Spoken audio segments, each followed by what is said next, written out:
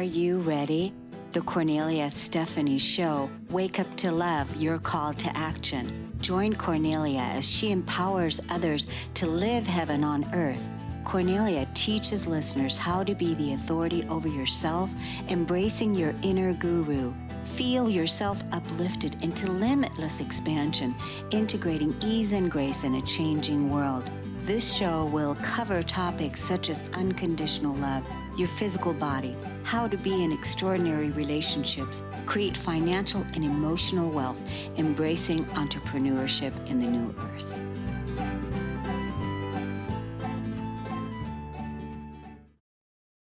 Hello, everyone. Welcome to the Kornelia Stephanie Show. It's Friday, Stories of Hope. I'm super excited to introduce you right away to our first guest. We were meeting in the green room and we had a wonderful discussion. And right away, I get so excited to talk about this. I just can't wait to introduce her to you. And she is Stephanie Fernandez. She is a parent coach throughout the life cycle from hypnobirthing to conscious parenting. She combines parent coaching with hypnotherapy to break the cycle of generational trauma, often resulting in toxic parenting. Stephanie is passionate about healing the parent so that their children can grow up free from generational baggage. Welcome to the show today, Stephanie. Thank you so much for having me. Hi. Hi. So we were talking and you had said this one word and I said, "Oh my God, that's how we're going to open." And that is parents come to you. Why? Because they want to fix their child. They want to fix their child. They come to you because there's something wrong with their child, or they think something's wrong with their child, and they come to you because they want to fix their child. And what is it that you say? And I always tell them there's nothing wrong with your child. We don't need to fix your child. We need to look inwards. You as a parent need to look inwards and see what's going on with you. Once you have a good and centered relationship with yourself, you will see how that affects your child and the behavior of your child. And it's almost immediate and instant. It's almost immediate and instant? Yeah, it's like when you have the awareness, I give them the awareness. One thing, for example, that parents that work with me always say, what works like a charm, is acknowledge your child's feelings. You don't need to fix anything. Just acknowledge and say, I know it's hard to go to sleep. You would like to play more. I understand. That immediately takes out the pressure. The child goes to sleep. That's all you need to do. Or, Mommy, I would like to spend more time with you. I missed you during the day when you are at work. You don't need to fix anything. All you need to say is, I know, buddy, I also love you and I miss you and I understand how you feel. You would like to spend all your time with me, isn't it? That's it. The child can reflect and the child can think about what the child is actually feeling. And then they come up with solutions. And the solution is to be able to express, to be able to connect. And it's all about the connection that we need to have with our child instead of blaming. I know you want, but I can't. What should I do? I just cannot. And I'm torn into pieces. That's not helping the child. It just projects guilt and shame. And the child stops sharing. And then that's the beginning of the end of the connection. And I'll add to that by saying that this is so good that that's actually what happened to us. That is what happened to us in our upbringing. We had the second part of I can't, you should try to do better, or that there's starving children in China, or whatever whatever the things were. It's like the feelings didn't matter during that time, especially. And so that is the reason why you're working with the parent, because that's what happened to us. And we have to make that right. Our feelings matter, even today, even the work that I'm sure you're doing with people, the work I'm doing with people. How are you feeling? Exactly. Expressing your feelings, right? Yeah, exactly. And it's all about also becoming aware of how I'm feeling as a parent. What is it that I'm actually feeling when my child doesn't eat the dinner I cooked after a long day of work? What is it that makes me so angry and outraged of you are going to eat this dinner because I cooked this for you? It's not because the child is not eating it. It is something else. It's because we didn't have a voice when we grew up. We were not allowed to say, many of us, I'm sure, grew up finishing the plate. We're not allowed to say, I'm not hungry anymore, or today I don't feel like eating this, I only want to eat that. It's not that you are submissive in your parenting when you give your child a voice, but you teach them to express and not swallow. But for that, you need to be aware, what is it that is triggering you? So good. It's so true. And most people, again, they don't pay attention to that because they're always looking outside, which is why you're helping them look inside. What are you triggered about? What is the inflammation that Yeah. is happening, right? And how you can actually then track that back and release the energy, and then you can move on. Yeah. Yeah. And then you can meet your child without judgment and Mhm. with curiosity. Yeah. And so how did you come into this work? So, I the reason why I know about this work, the emotional neutrality, the trauma and all of that is because I developed my own healing modality back in 2009 and 10, and then I started the emotional processing of emotions, releasing emotions, processing the wounds of the past, the betrayals, the abandonment, the not worthy, the not good enough, the separation from source, the victim energy, the core wound of not again abandonment. So all of those, and during that time, because that's when I was healing my own inner child through that work.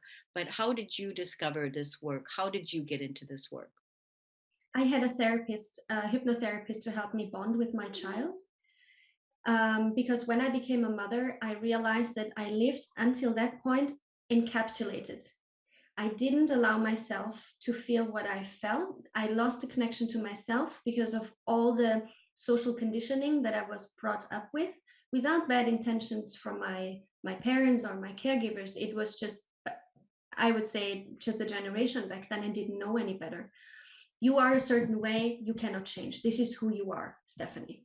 And when I became a mother, that whole guard just fell, and I had to be vulnerable and open to bond with my child, and I didn't know how. And I was terrified of abandoning him and not giving him what he needed. I was there for him, but I didn't have the trust in my intuition that what I'm doing is good. So I reached out to a therapist, and within one session, 2 hours, I became aware the whole subconscious flood of information just came up, and all of a sudden I knew what has happened to me.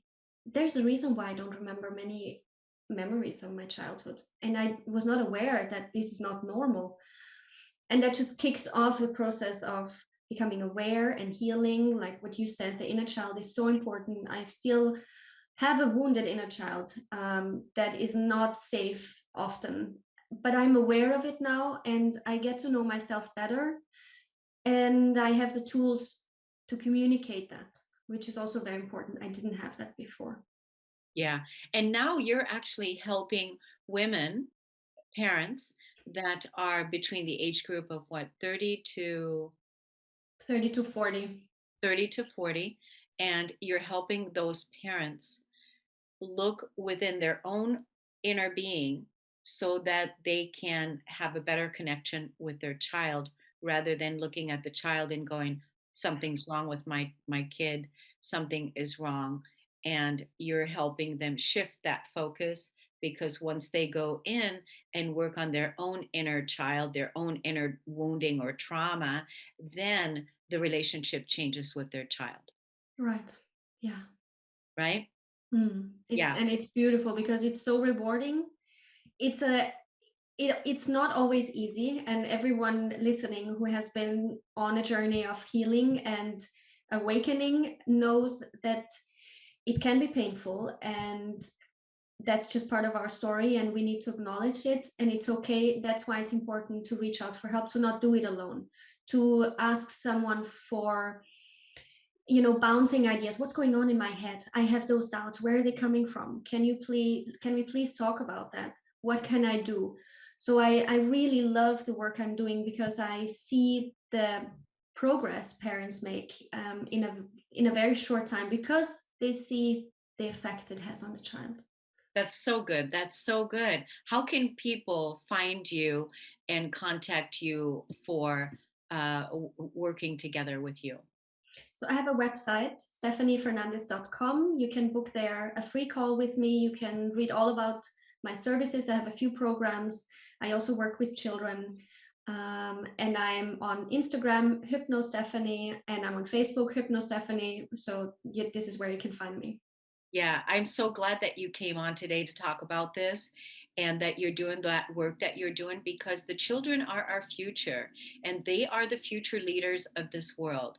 And it's our responsibility to make right what hasn't been made right. And now is the time to do it. So everyone that is challenged at home with their in their relationships with their children or even their own inner child, message Stephanie Fernandez, and just within 1 or 2 sessions, you can already have a better result.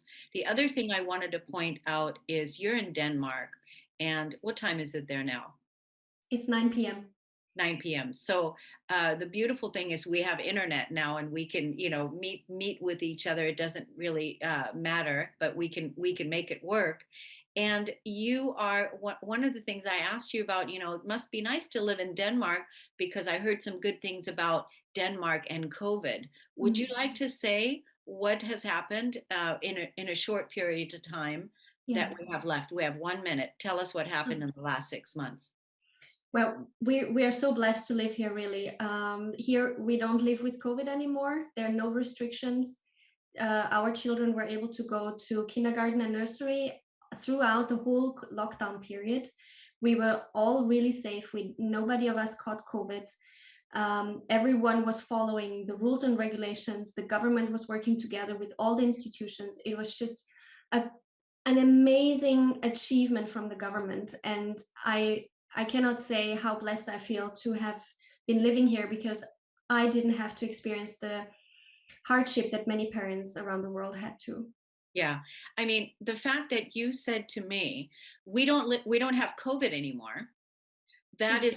That's the reason why I said, because I've heard that with Denmark and I thought, wow, that leadership over there is really great. And I thought, wow, that's something it's a model, it's a role model for us. Just as you are, my dear, you're beautiful. And I'm so grateful that you came on the show today. Thank you, Stephanie, for coming on. And I hope to again see you in the future. Thank you so much for having me. It was my pleasure. Yes, we're going to take a break on the Cornelia Stephanie Show. We'll be right back.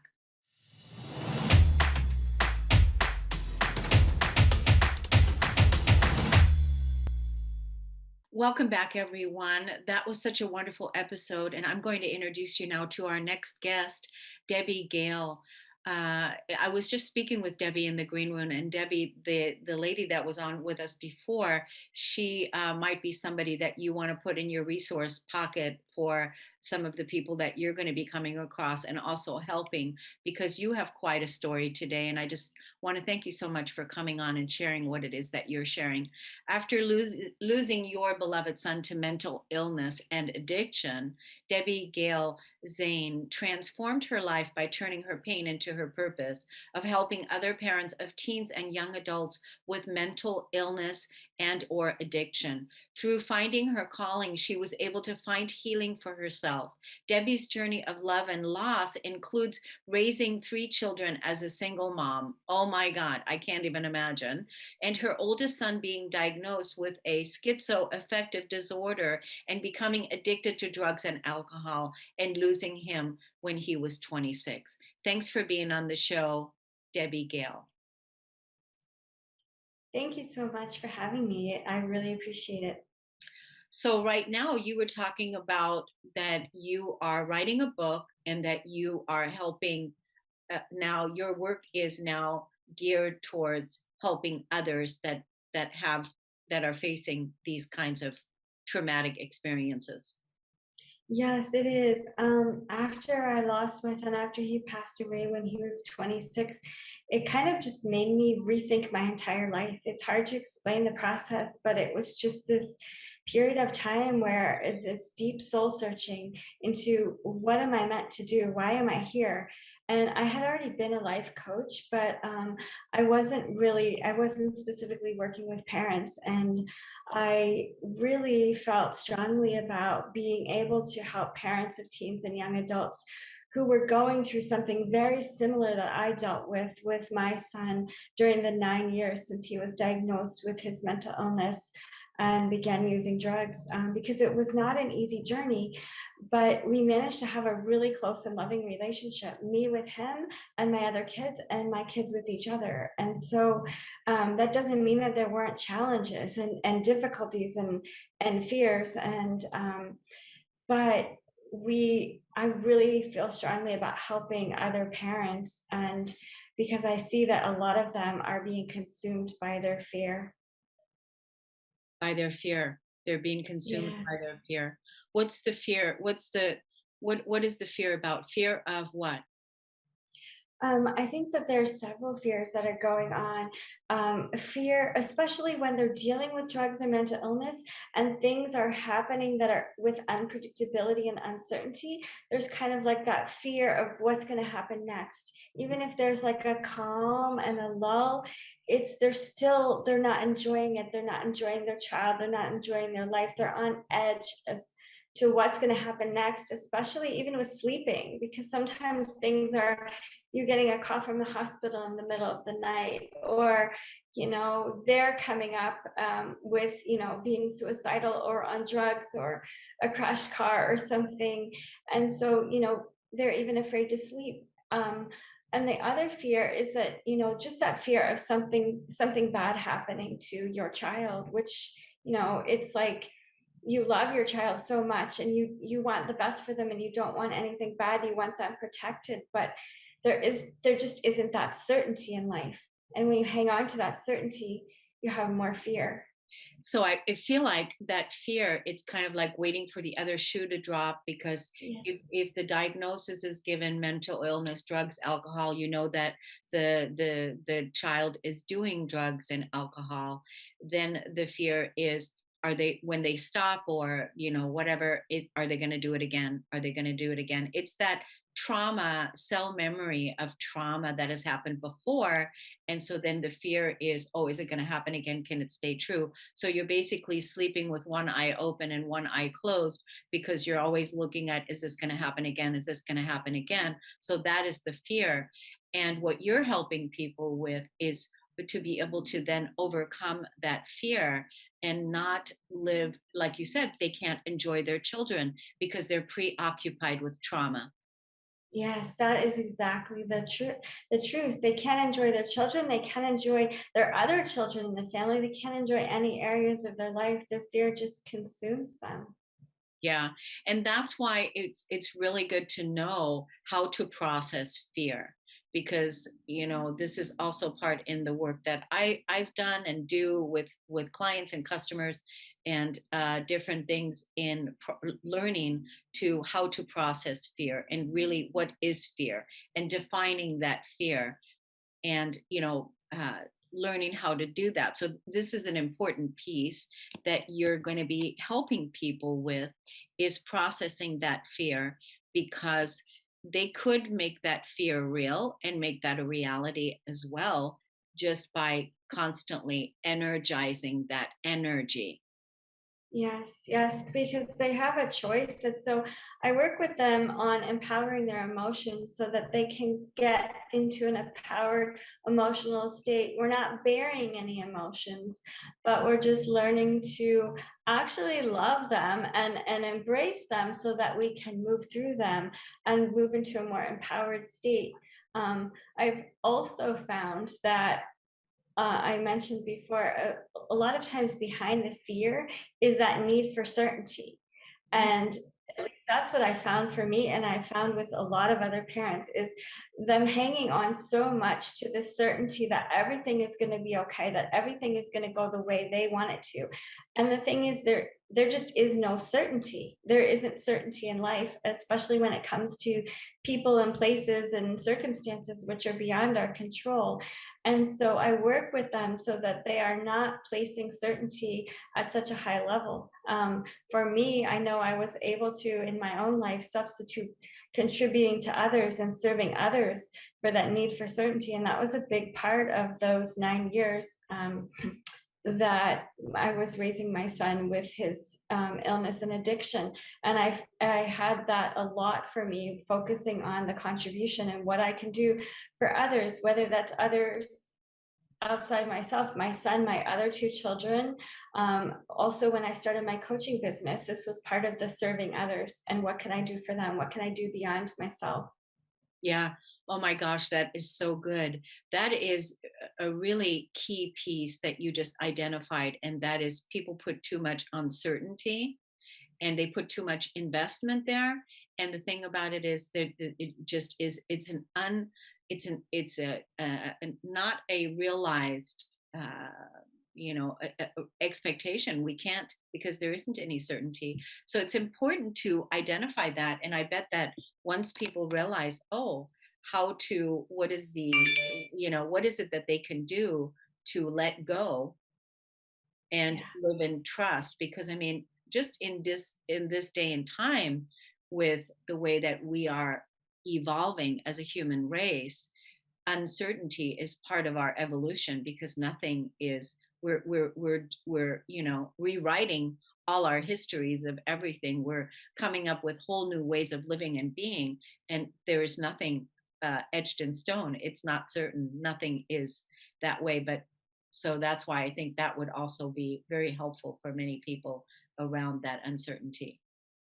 Yeah, that was really a big piece for me. And it doesn't have to be substituting it with contribution. There can be definitely other things that I work with them on in their lives. But it's like you said, it's not emphasizing that need for certainty so much, because we're not going to get it. Then we're just going to be then we're just going to be in fear. We're just going to have a hard time in all areas of our lives. It's best, we're in a better position to take care of our child and our other children when we take care of ourselves. So Where being in that good emotional state is important. Yeah, that is a good, and that's really where you need to be too, for your own self and then for your other children as well, and all of your relationships in life. So who is your client? Who are the people that are listening that are going to be saying, I need to contact Debbie? Who are they? Yeah, so they are parents of teens and young adults, or even, not so young adults. But if you're living with a child who has some kind of depression or any kind of mental illness or any kind of using drugs and alcohol, or even any sort of challenge that you think is along those lines, that's my ideal client that I really want to help. Good, good. How do people find you, Debbie, on social media? What are those social media handles? So I'm under Debbie Gale Coaching, and Gale is Gail. I also have a Facebook group for parents called Loving Parents Navigating Challenges. It's a free Facebook group. I just started it a month ago, so it's growing. And I am on Instagram under Debbie Gale Coaching, and also that's my website.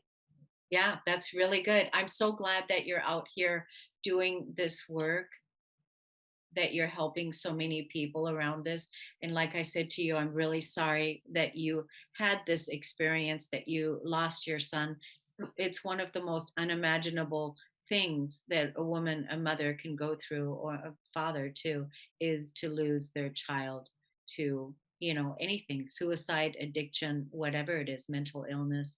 I definitely can relate. I was with two women last year that lost their sons to suicide. So I remember very much the pain that they had to face and everything. So Debbie, Yeah. you're amazing. Thank you so much for coming on the show today. Yeah. Thank you so much for inviting me. I really had a nice time. Great, great. Everyone, we're going to close this show and stay tuned next for Diane McClay and Trish Campbell on the Shift podcast. We'll see you again at 1 o'clock for another Stories of Hope. You've been listening to the Kornelia Stephanie Show, Wake Up to Love. your call to action. Tune in each week on Transformation Talk Radio. Kornelia's joy is to engage others in practical ways, showing us how to live in the new earth in harmony with our true nature. For more information on Kornelia and her extraordinary work, or to listen to past shows, go to her website at korneliastephanie.com.